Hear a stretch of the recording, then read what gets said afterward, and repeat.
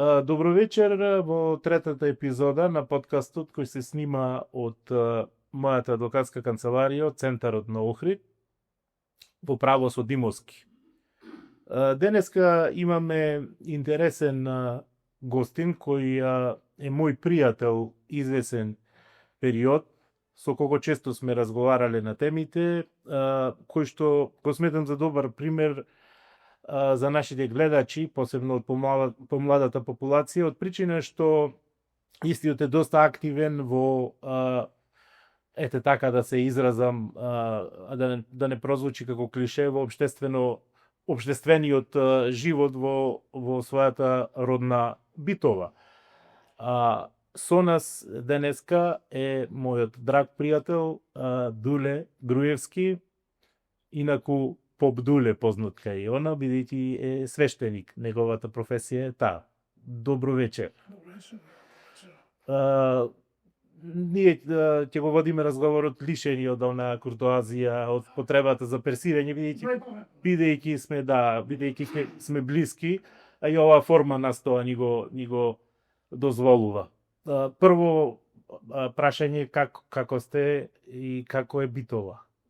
Вашата вечна тема. Битова е одлична, на поглед на самиот град. Битовчевец е малку поинакви од тоа што Битова ги познаваше своите граѓани. Така да, генерално е добро. Мала исправка не исправка, мало дополнување на најавата. Сакам практикувам тоа да го користам. Да. Затоа што сметам дека секој човек има првенство личен интегритет, а потоа она што е по професија или што е да е. Да. И на многу луѓе им велам кога ќе ме прашаат кој си, како си, да не сум Дуле Попов. И ме отсушто. Нели, овие се Поп Трајко, Поп Саве, Поп нешто. Тие што се Поп, тој за мен во моите очи, иако тоа можеби не е така, во моите очи е така, својот идентитет го имаат прво како попови, како свештеници, а потоа како личности. Јас секогаш практикувам да речем јас сум Дуле Поп. Видите, прво сум Дуле, а после сум Поп. Зошто? Затоа што за многу луѓе, кога ќе им кажеш дека си свештеник по професија, веднаш се поставува една несакана бариера. Каде и да си, не зборам само во наше поднебје, да речем, имав прилика да одам пред скоро надвор од државата, овој запад, така речем, и на неколку места имав можност да кажем дека сум по професија тоа што сум, веднаш атмосферата е поинаква во просторот кај што си. Обично да очекуваат нешто да си малку поинаков, меѓутоа како и сите луѓе мислам дека сум сосема нормални, дека за Битова може да ти кажам дека е супер. Не би ја дал за ниеден град на светот. А кога би имал можност не да ги менувам битолчани, туку да се менувам себе си, па да им кажам нив како треба, може би користел како повеќе. Да. Примери како треба да се одесуваме како битолчани за да биде уште. Тебе не може да ти се замери дека не работиш на линија на менување на работите, на менување на луѓето и давање на личен пример.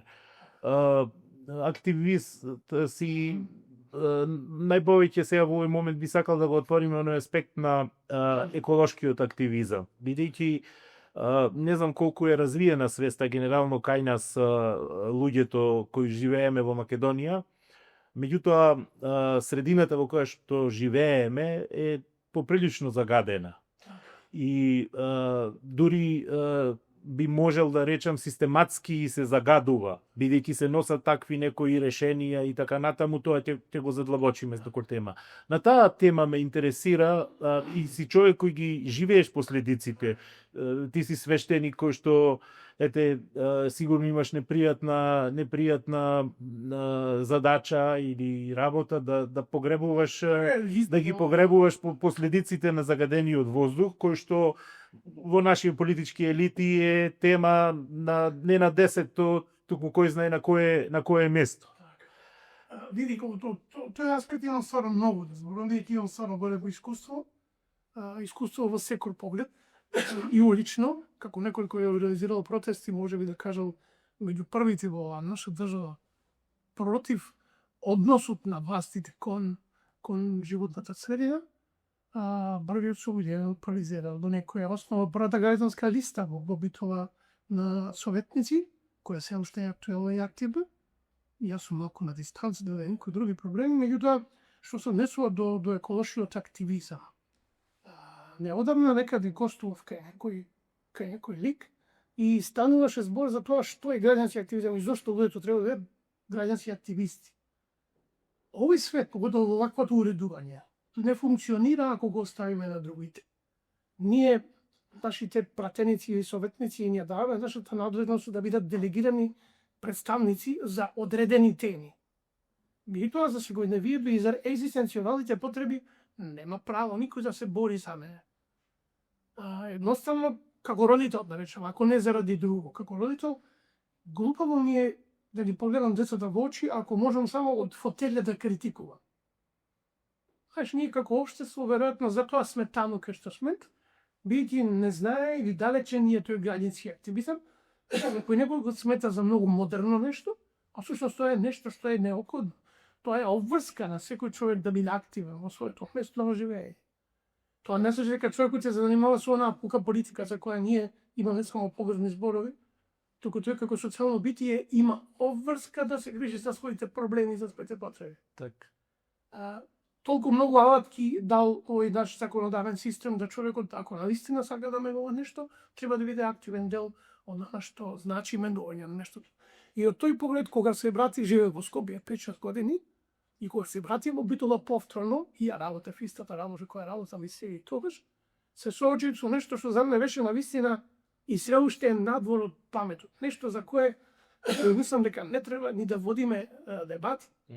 Сметам дека тоа е нешто кое е на дното на срамот. Ако вие во 21 век ви се случува ваква еколошка катастрофа на секое поле, не знам зашто би зборувале, па таму за каков напредок би зборувале. Му кажало тоа години на во разни емисии по телевизија и на секаде и се уште стојам позади тоа. Решението на проблемот пред се е во човекот. Неодамно прочитав кај Николај Велимировиќ, вели, иако тоа е познато, тоа не е негова мисла, но повторно што каде, така во последник вели, ако сакате да ја немаме државата, треба пред се да го смениме народот. А за да го смениме народот, мора да се смени семејството ви. А за да имаме добро семејство, треба да смени човекот. Значи, ако една таква хронологија на промени треба да се случи, многу е јасно дека секој од нас треба да почне, барем да офнеш кога се те мори. Ако ние немаме граѓани кои офнуваат по наводници, а живеат во загаден град, од воздухот загаден, почвата загадена возата, тогаш и сега така тоа не се луѓе, не се ни билки. Затоа што и билката, ако не ја пориваш како што треба, ќе може да се суши. Ја знам како обстојуваме во тој поглед. И од тие причини, кога се вратив во Скопје, станав некој граѓански активист, односно поактивен, меѓутоа на екологијата ми беше, поедобна точка. Значи, не се сметам себе си само за еколошки активист. Се сметам воопшто за еден нормален граѓанин во едно вакво општество, кој своите права ги паралелно ги води со своите обврски и не сум во оние луѓе кои и сметам дека никој не треба да види оние луѓе кои ќе састане пред социјално мрежи или пред продавница некаде или во кафана. И тука да застане активизм. Политика, јас им кажа, јас мислев, јас имам идеја и така натаму. Не, треба човек да офне за својата потреба. Ако во улицата не се вискат ода. Нема кој треба да се забедиме помошите и да ги пукаме овие од Евана. Туку треба да изреагираме така како што треба да изреагираме. Да пријавиме тоа или да се побуниме и така натаму. Сега вака овој дел од муабетот кај што го слушам, така ми доаѓа малку, се наоѓам во ситуација да си ја ишнам мувата капата, од кои причини да речам. И јас сум еден од тие што гласно критикуваат и така натаму, па луѓе не среќаваат на улица, па убаво им рече и така натаму. Чувствувам некоја енергија, чувствувам да речам луѓето се солидаризираат, се пронаоѓаат во тоа што го пишувам, меѓутоа мојот активизам завршува тука. Бидејќи си ми и личен пријател, ќе се сетиш дека разговаравме пред локалните избори, дека можеби треба некако и да се активирам во смисол. Меѓутоа вака отворен да бидам, размислив и сватив дека сериозно е окупиран политичкиот простор, она што е официјално политичко делување во смисол локални, централни институции и така натаму. Што ни се случи нам и дозволивме најлошите меѓу нас да се етаблира највисоко, на најклучни позиции. Оти ќе се сложиме дека е така. Така е. Велат дека светот не е ваков заради активноста на злобните, туку заради Богот на добрите. Ели тоа е позната изрека. Меѓутоа, кога рече зборувавме за локалните избори, без да ме разбереш погрешно и немам никаква намера никогаш да дам такви критики, меѓутоа се додека нашиот активизам се сведува на позитивна, негативна или каква и да е критика, и кога луѓето ќе не светат полиса и ќе рече, браво, добро рече, јас така мислам, и ако тука заврш, веруваме дека ќе почне да работи егото на човекот и ќе се задоволува само со тоа тапшење порано. Ќе прави нешто во аспект на критика, меѓутоа ако заврши само тука, тогаш сите знаат дека е нечисто. Сите знаат дека нема тоа просвенство. Сите знаат дека пиеме неквалитетна вода. Сите знаат дека он безпрезорен малти да загаде. И загадето и се загадува. И ако излезем да критикуваме некој погласен, некој против, кој што е погласен, се речем, браво, како му рече, но што му рече. Ние сме во една прилика и написо така изјава за векот на тој спелето. Дека ние сме општество на констатирачи. Кој од нас подобро ќе констатира? Тоа само стигна. Не, ние треба, ако ти рече сам, окупирано е. Да. Кога е некој под окупација, две работи му се можете. Да се соживее со окупацијата и да се бори против окупацијата. Веројатно, ние сме луѓе кои им одговара да бидат окупирани. Знаеш, им одговара некој да биде насилен над нив. Веројатно. Иде друго решение, јас во коите очи не гледам. Од аспект на тоа активно учество во општеството. Сигурен сум дека секој од нас кој малку до малку држи до себе и го сака својот и го почитува својот индивидитет, сигурен сум дека не треба да остане само на таа критика. Сигурен сум дека треба да се вклучи. Дали ќе бидат тоа граѓански организации, дали ќе бидат некакви други неформални организации, дали ќе биде тоа преку, не знам, не може да биде советник човек.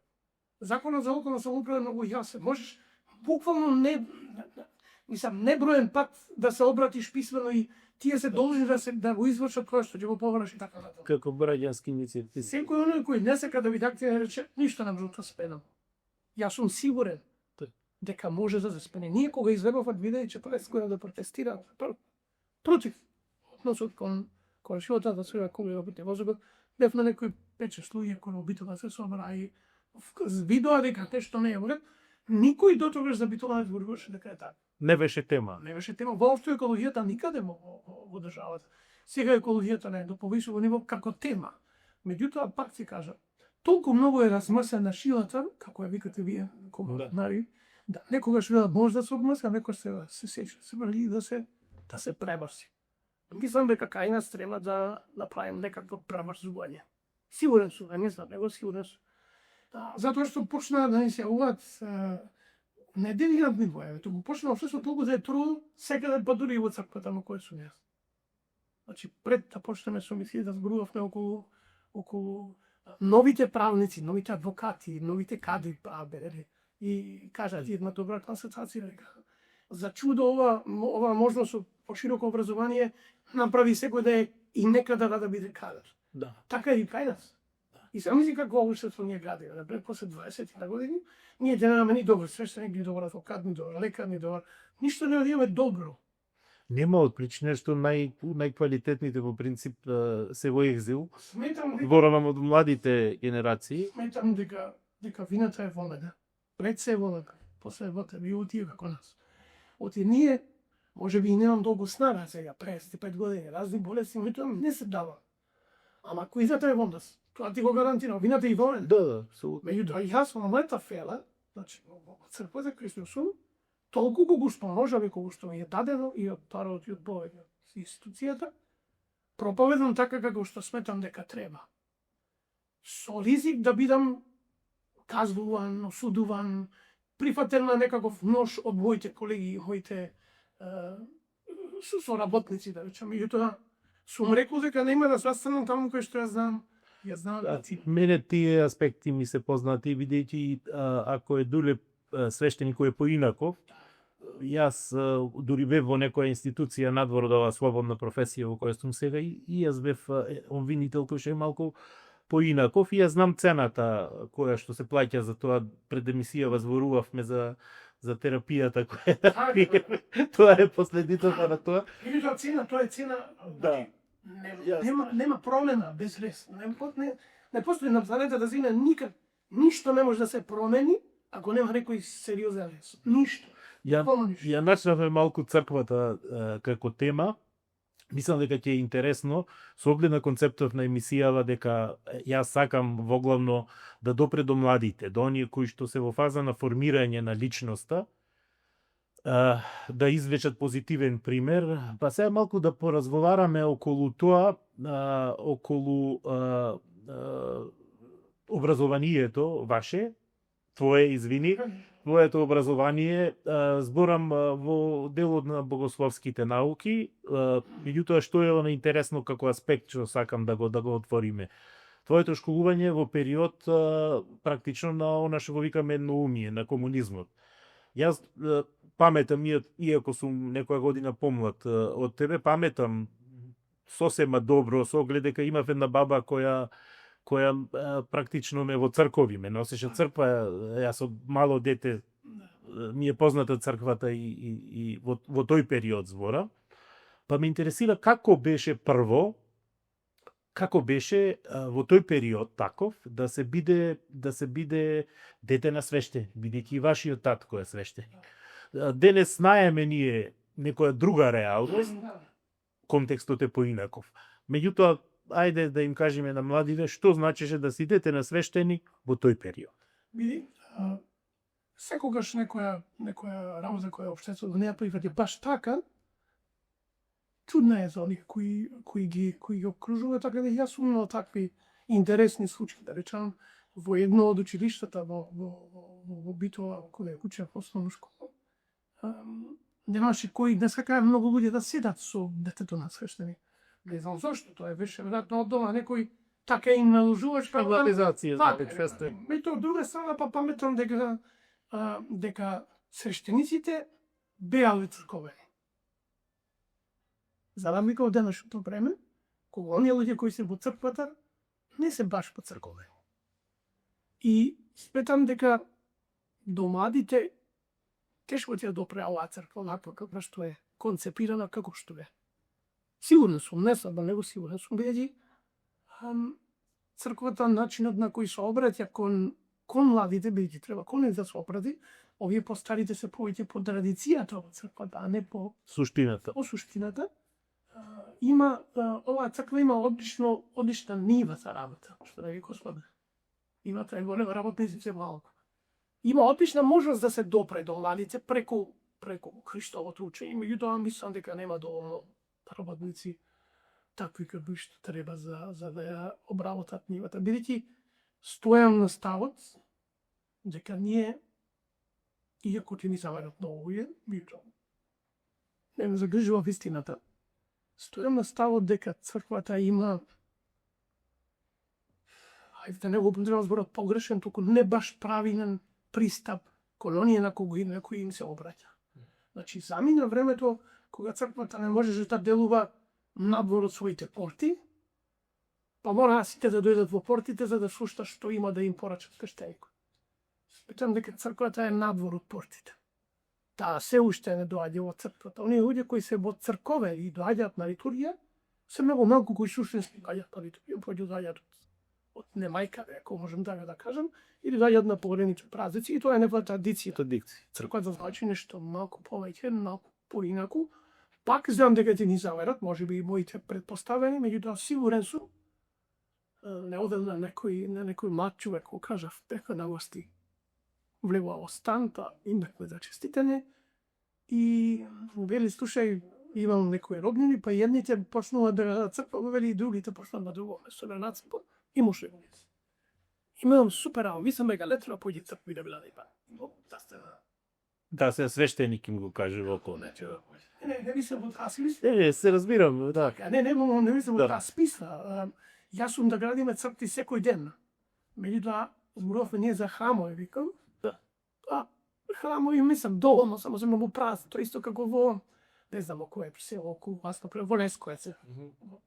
За Лескоје за набране стадион за 80.000 публика. Нема потреба, нема толку публика. Така и овде. Мислам дека црквата треба да почне да гради цркви. Значи, таму кај што бето треба да ги собере во името на Бога. Например, јас сум сигурен дека нас ни треба, како црква, како институција, да почнеме да собираме пари, средства, за да изградиме по еден старски дом во секој град. Што ќе биде под капата на црквата и каде што луѓето кои се неимушни ќе можат да се згрижат. Сигурен сум дека црквата, како институција, треба во секој град, барем по-голем град, да изгради по една или две амбуланти, стоматолошки. Оние кои немаат можност да платат, забите. Да ги направат таа. Сигурен сум дека треба да направи градинки, 2-3. И тие млади кои се родители сега, кои немаат можност да добијат подкрепа од своите родители, Голема помош е. треба не помош. Тоа е меѓу другото и тоа е задача на црквата, да прави цркви, да прави вези црква во суштина е заедница на ведне во името на Бога. И од тука мислам дека за жал немаме баш правилен повик или односно не ни се обраќаме на младите како што треба за да ги А ова го зборуваме во време кога позицијата на црквата во општеството е поинака никогаш слободна, достапни и се многу. никогаш не беше способна повеќе права и повеќе можности и поимошна. Да. Разберем. Летово читав житието и текстови авторски, да речем, на Свети Атанаси Велики. И ако се види негово житие како на епископ на православната црква, може да речем дека практично секој Божи ден е под притисок, под пресија, под гонење. Од една дестинација на друга дестинација, на различни меридијани и така натаму, и гледам сега, видите какво било христијанството и што значело да си христијани. И ми текнува една поговорка, таа монашка обично се препишува дека монасите ја спомнуваат, вика монасите, а истото би важело и за црквата, се вика како цвеќе, колку повеќе ги газиш, повеќе мирисаа. И веројатно најдобрите плодови во смисол на духовни вредности се во времето кога е под прогон на црквата. Овој комодитет може би. Види, пак ќе се наврата на она што го почнав пред малку. Сигурен сум дека ако само малку покажеме она што Христос нас малку, ама знаеш колку малку си напава заргува. Тоа. Мислам дека не зборувам дека младите мора да се обратат кон црквата. Треба да се обратат кон некои други брендности. Ама тие не може да се обратат ако не видат како и кон кого. Значи тие не може да се обратат кон душко, кон дуре. Оле обичен човек како и други за ги сопрема деца, се бори со дистанцијата и така натаму. Црквата никаде не видов, јас барем, да покаже не мора да се согласи со разните појави во општеството. Ето никаде не видов разбирање да покаже. Дали е тоа, не знам, други лица од, не знам, од LGBT заедница некоја, дали е тоа некој, не знам, арамија, дали е тоа некој, не знам, политичар, дали е тоа друговерец. Значи, до што степнува, дали е тоа социјална мрежа, јавен медиум или што. Било кога да се спомни некој друг, а дури и сега подпишувањето на, не знам, на папата и на... Значи, не велам дека се треба да се оправда. Што е нешто за длабока на земето, ниједнаш не видов некој, барем да го покаже првисто разбирање, да покаже разбирање. Хај што ти велат, дај да се разбереме, а после тиме дали се согласуваме. Црквата не покажа, барем генерално форум, разбирање кон никого. И тоа за мене е голем проблем. Јас сметам дека ние тука ги враќаме лавите од црква. Оти, како велат, јас во една прилика пишував на семинарска на времето и секогаш ми се смееше професорот. После тоа писувал Ратомир Митроновски. И во една прилика има да пишува, се сеќавам тоа често пати го кажувам. Немој да мислите дека пастирот, односно овчарот, многу си ги сака овците. Завери љубов. Ги сака затоа што ги користи. Тој ги брани од волкот затоа што волкот ќе му го земе она што тој треба да го земе од овците.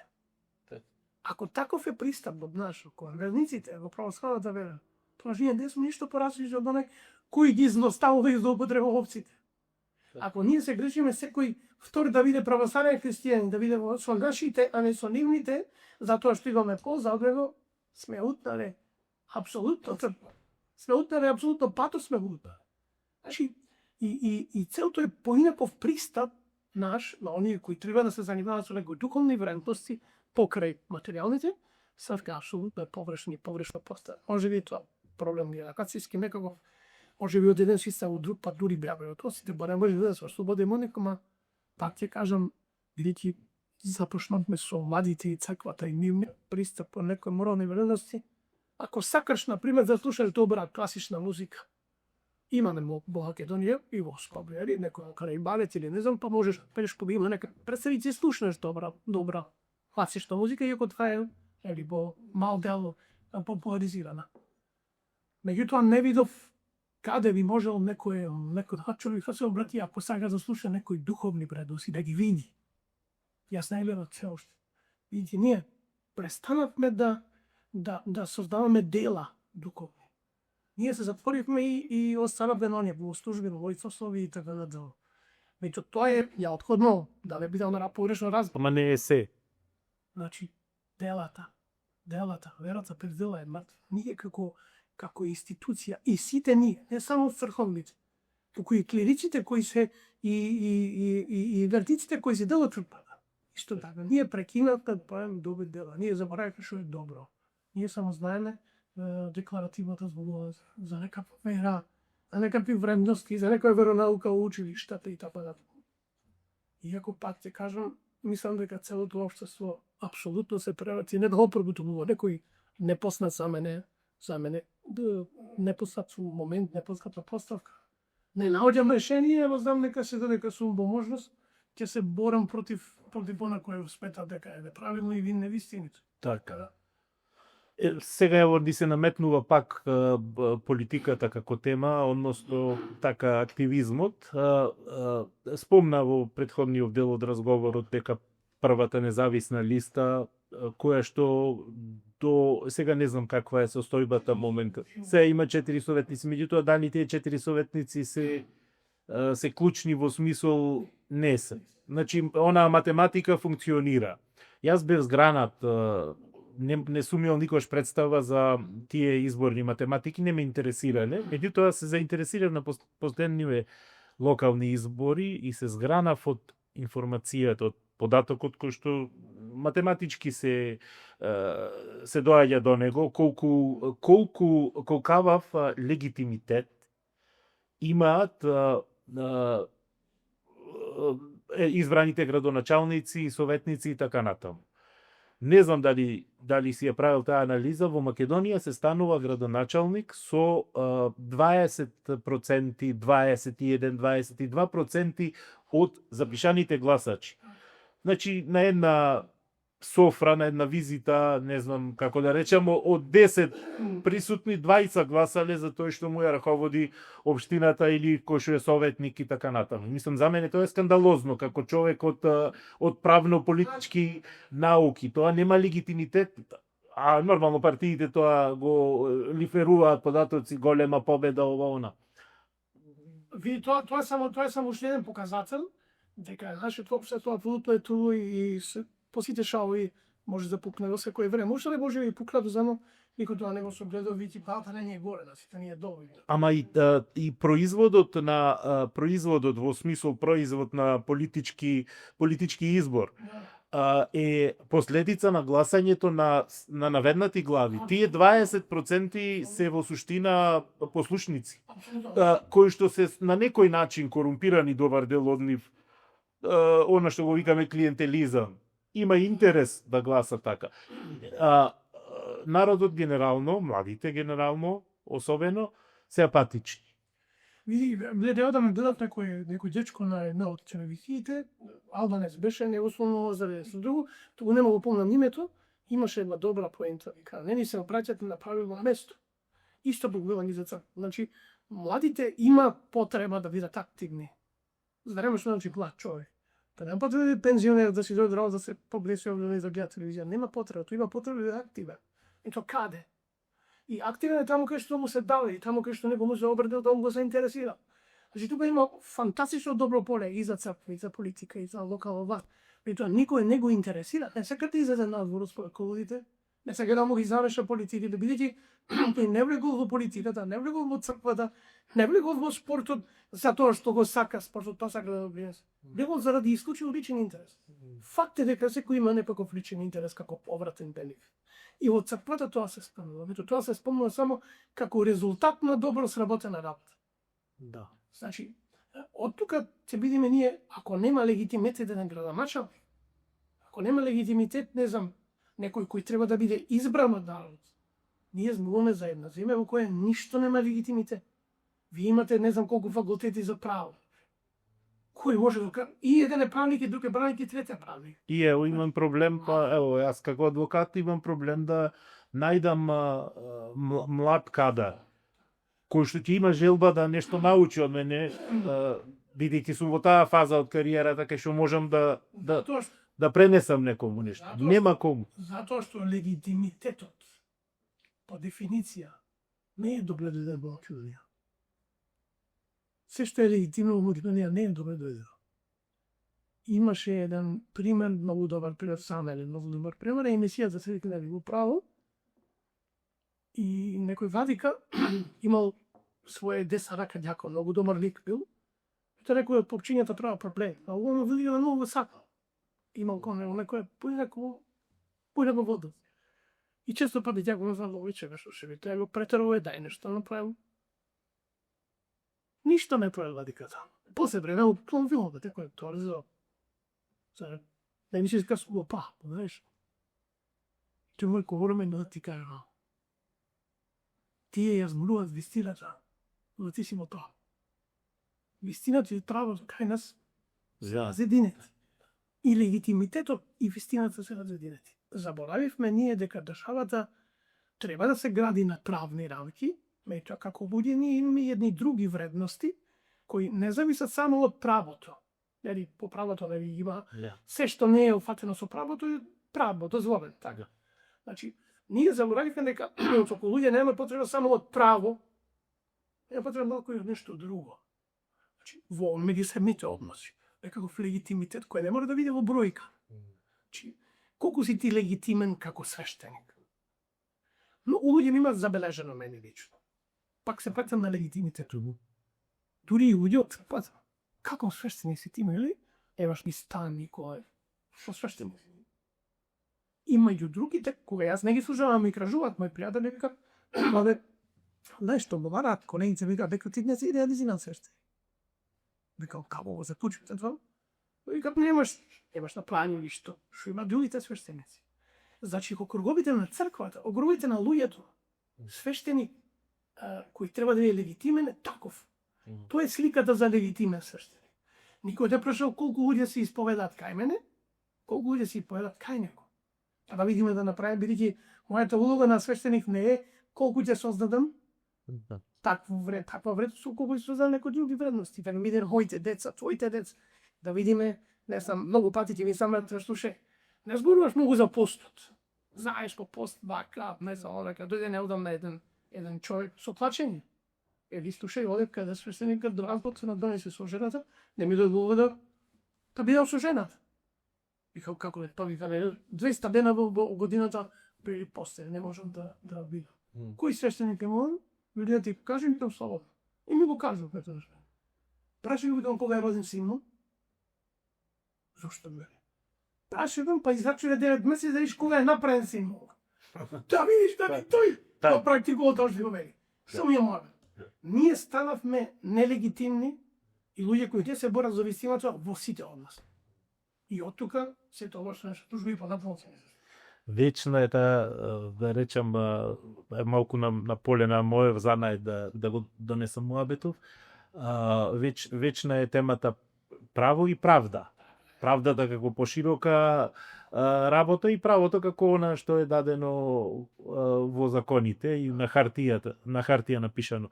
На помлади колеги често им ја раскажувам, јас она библиска приказна со царот Соломон и со детето. Фантастична е и да речем, кој има уши да слуша, да.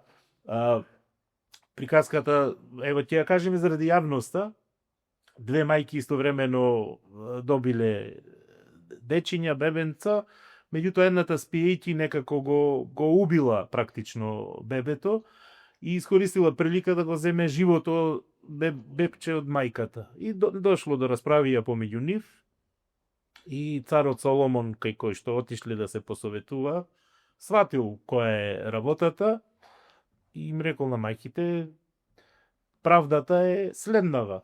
Дајте го мечот, ќе го поделиме на две. Ти велиш дека си у мајката, рекам, ќе го поделиме на пол.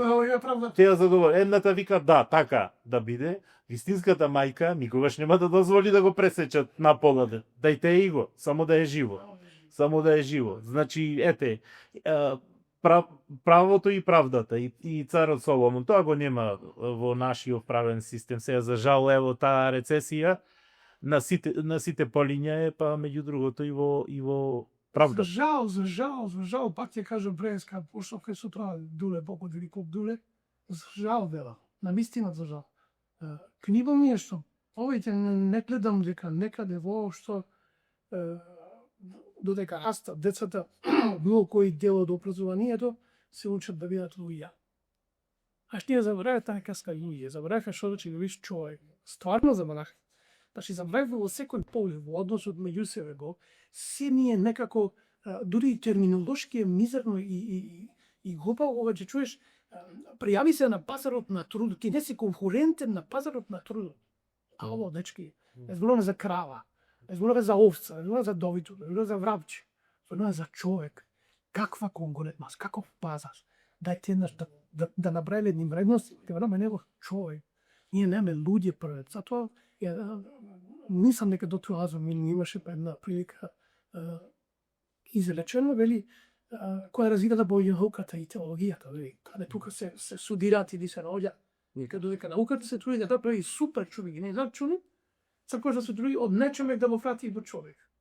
Што е многу големо дело. Сметам дека нема поголемо тело. Ние на младиве и на деца кои ги имаме дома, не им се обраќаме како луѓе. Јас многу пати ќе кажам и ми слушам дури ние повеќе речат туше, сини нека запиши ова, знаеш, кога се работа ќе најди. Значи, главната смисла на нашето живење е да најдеш екзистенција, да работиш, да може да земаш плата и да преживуваш. Го изгубивме човечко, тука нема ништо човечко. Нема, тоа е просто Нема никакво ништо. сурова екзистенција. Дури во црквата така гледам. Јас многу пати не ја критикувам генералот сите во црква, мето голем дел од црквата критикувам. Дури луѓето кои се во црква, оние цивилите. Многу пати ќе дојде некој, не знам, со некоја помала свеќа, 5 денари, знаеш, па ти биде малку потrebно се душува, не знам, 50 денари, или многу пати ќе чуете, кај овој имаше 8 свештеници на свадбата, знаеш, ти беше богат, може да ги плати, кај имаше 1 сега. Ама често пати кога ти имаш 8 побрзо се разведуваат, па не знам дали тоа. Па зашто? Којот ми е дека ние, пак ќе се вратам на тоа, по не знам кој пат. И ако треба да изразам некаква порака, било како, и во црква го сум, па и тука, и некој можност преку некоја емисија, преку тука медиум да им се обратам на барем оние кои ќе слушаат. Се ни е дозволено што е као со тоа, но не ни е се од полза. Каква полза сакаме, такви работи треба да работиме. Ако ние сакаме материјална полза, пеќе, легитимно е. Преска спомнаве, нели тука нека легитимно е се ожив, и тоа не ни е се од полза. Ако бараме материјална полза, ќе се обратиме на материјалното и тоа е тоа. Ето, да не кукаме после. Да може ти од фотеља да ја критикуваш власта, теме ти е првата можност гледа да можеш ти нешто да тркнеш од тоа. Или во фабриката која си работела, сега си пензионер, си ја крадал 4 слободени, бака си зело или не знам шо, и сега тебе наеднаш некој не знам ти е крив за нешто. Ги извртиха веројатноците, ништо ново не кажувам. Не сме само критични, да. Меѓутоа, сакам да кажам, оно што мене ми што си и мисија, ако можам така да се изразам, дека ние, како луѓе, забораваме што да си човек. За мене тоа е многу важно. И не за мене тоа е, за сите врака, важно ми е тоа, само во моменти, луѓето се сонуваат на тоа што значи човечко. Ние се ни е без суштинско, се ни е формално. Значи, буквално се, да излеземе да видиш, се е формално. Се има некаква форма, нешто нема суштини, затоа се повеќе од луѓето млади. Не само што бегаат напор, туку ја губа смисла на своето. Вчера прочитав една вест која што, да речам така, подценување воопшто тоа да биде вест од официјален државен, да речам, орган. Министерот за, мислам дека нешто се вика информатичко општество или така, вчера пуштил интернет во половина од корпусот на филозофски факултет. И тоа беше вчера вест дека Wi-Fi во 21 век. Значи, во време кога очекуваме возот, мислам, срамота е што немало, добро е што сега ја направиле да има, ама требало да ќута. Срамота е што зборуваме за таква вест. За тоа зборуваме. Иначе се протоа срамота е што величаме работи кои не само што не се завеличаме, а не си не за спомнување. Што рече некој до крајком лице од 300 метра, 5 километри да направи. Тоа е нешто. Тоа исто како децема ние се да речеме слушај денес моите деца јас му дадов доручи. Да, јас денес искуцав тужба. И да свикам пресконференција, денес искуцав тужба. Или, не знам, нешто што е секојдневие. Само ми е криво, пак се кажам, ми е криво и јас се чувствувам виновен. Тука затоа ми е криво, затоа јас чувствувам виновен, што не успевам, не знам да успевам дека се уши понатаму, ако повеќе да допринесам за оно што значи некоја не промена од црква, некоја напредување од црква да поширок смисла на зборот и го спетам нека доволно работам на тоа поле. Барем и моите барохјани или моите најблиски за тоа, да им кажам што значи црква во смисла не она институција, догми, правила и хони. Натаму туку едно очовекување и заедница. Да, една заедница, бидејќи ако гледаме црква да бе по таква или општеството, ако сакаш да го гледаме како една заедница, ќе видиме дека смислата наша е да видиме да беше само и што. Тоа се случува, мислам на права адреса го поставувам прашањето. Што се случува на музичката сцена во Битола? Со оглед дека и ти си самиот своевремено имаше група актив. Сега бе тоа во пишани и јас бе богослов и ми рекове имаше проблем така. Има проблем кога бидејќи кога изорганизирав тој рок концерт и за во пижами за овој и направи група. Сертинаша. Испетаве дека ќе привлече добро внимание и привлековме, имаве добри песнички. Ама тој период сигурно имаше многу групи, многу млади се занимаваа. Сега да не пете во Битола си го честиреше. Так. Гитара и некои инструменти, тогаш немаше други музички списања, во екран излегуваше се тоа што се вклучува на сцена и излезе на средина, кога ќе отвориш екран, ти шуваше да живее пижамскиот рок.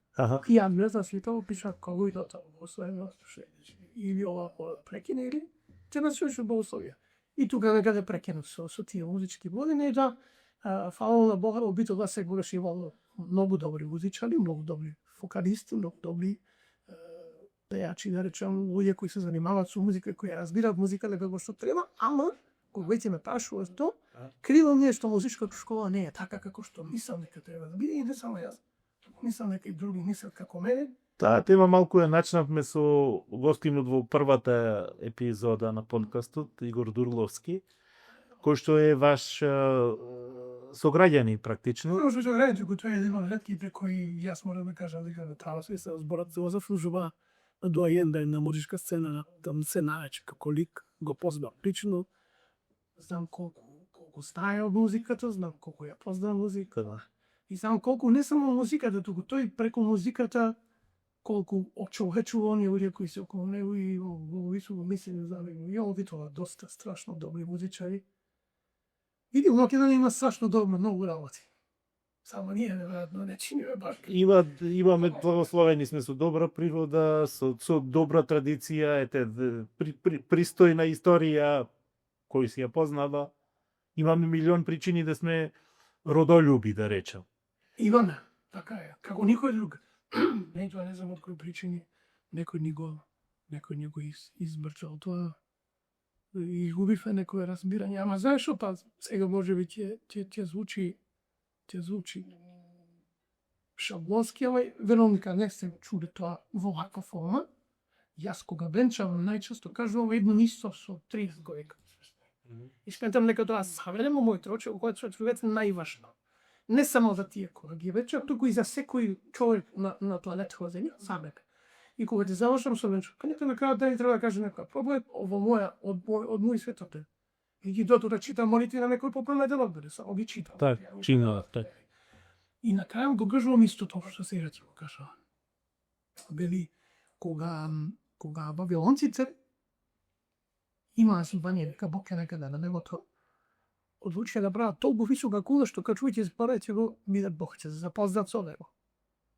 И вика кога го виде Бог нивното безумие, реши да ги казни и им ги измаша јазиците да поќе не се разбира помеѓу себе. За мен, ова се тупе. Да се писмо. Поголема казна за 20 или повеќе луѓе од тоа да не се разбира помеѓу себе нема.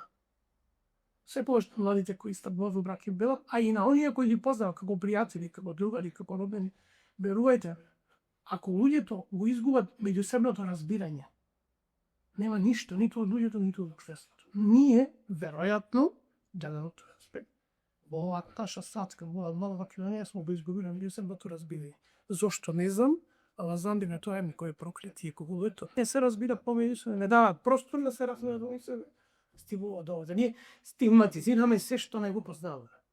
Жал, тоа е ниво толку многу ниско, што сметам дека не заслужува се нарече човечко. Тоа е некој друго ниво, некоја друга дивизија. Пак ти кажаме, јулеите има многу слобода и тие откриваат многу други работи кои ке се познати за нас остари.